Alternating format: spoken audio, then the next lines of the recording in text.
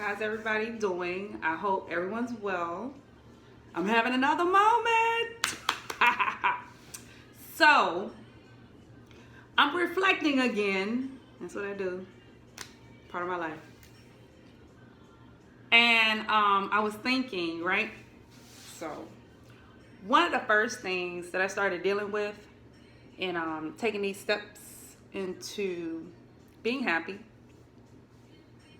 was the hardest thing to deal with. Like, I could deal with memories. I could deal with, I could just deal with memories, yeah. Because, sometimes you can shut memories down by just doing something else or keeping yourself busy so you won't have to think about, things from the past. But the important thing is, and the thing that we don't realize, that they're always there. You can never erase them. They're always there. You can kind of change how you process those memories, right? Those memories that I had used to make me sad, make me an introvert where I didn't want to really talk to anyone because they were always playing in my mind. And then one day, someone said to me, "Do you think you'll ever forgive that person?" And that was like an interesting question because I really didn't know how to answer that, because even though the experience was over with, but it was still here. It never stopped here, and it's never going to stop here. It's always going to be there. That's just something that we can't control internally, but we can process it differently because it's going to keep playing. But then you have to look at the play pattern a little different. So I'm using it now as an experience, but before I got there, I had to learn to forgive. We say that, yeah, forgiving is so easy. No, it's not. Forgiving is a process. I had to understand, and this is my personal experience. I'm just going according to my personal experience, and I'm sharing with you what helped me. In the midst of me learning how to forgive, I had to also learn that that person might not even remember what they did to me. And because that person also had a problem on my end. So that person doesn't remember all the things that were done to me and said to me. But I'm walking around, I'm all miserable, and depressed looking. And, I never wanted a pity party, but I had a pity party within myself. That's why I hardly smiled, because the pity party was internal. Like, I went through that. Why did I go through that? I must have done something wrong to deserve that. Why did it? Just all these negative thoughts, And then I finally had to realize, first of all, dealing with forgiveness, he or she may not remember what she or he said to you. So why are you holding this in? And second of all, I had to really, truly start praying for that person. That was the hardest thing ever. Like, the first time I went before God, like, oh, God, bless him. And I didn't really mean it. But I kept doing it over and over and over and over and over and over. And every time I did it, it was easier for me to do. Now I can speak about this person and not, frown my face up, or someone can mention this person's name and I won't have what they call PTSD.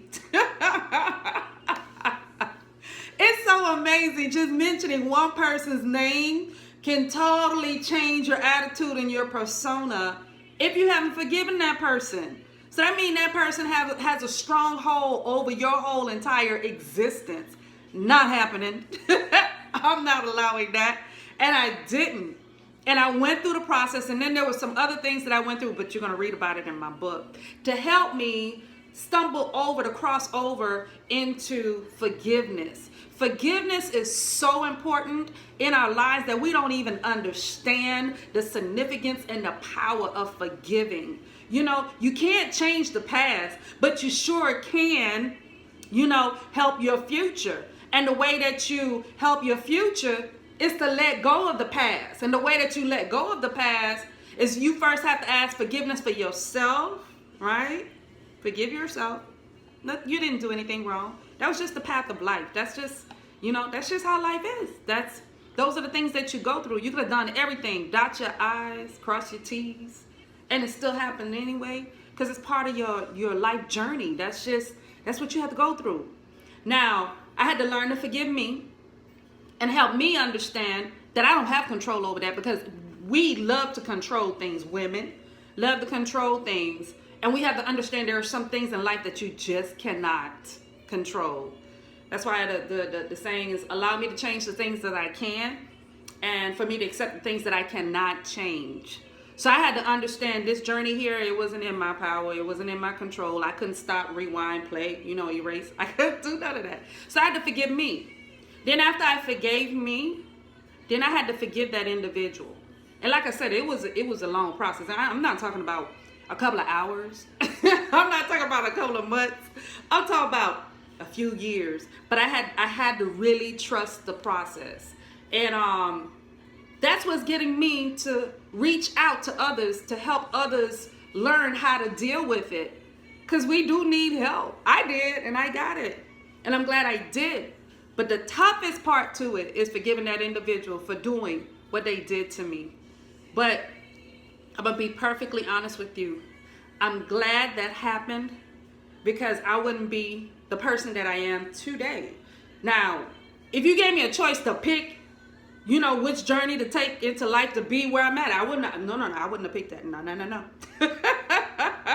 But like they say, God knows best, right?